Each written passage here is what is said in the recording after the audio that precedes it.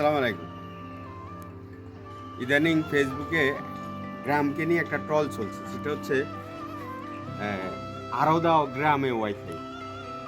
এই কথাটি বলে গ্রামকে যে ছোট করা হচ্ছে, এটা যারা ছোট করছেন, যারা শহরে থেকে নিজেদেরকে খুব স্মার্ট দাবি করছেন, আসলে আপনাদের পূর্বপুরুষদের সকলেরই শিকড় কিন্তু এই গ্রামেই। আর আমরা যারা গ্রামে থাকি, আমরা ইন্টারনেট চালাই, আরও দাও গ্রামে ওয়াইফাই বলে আমাদেরকে এই ছোট করা হয়।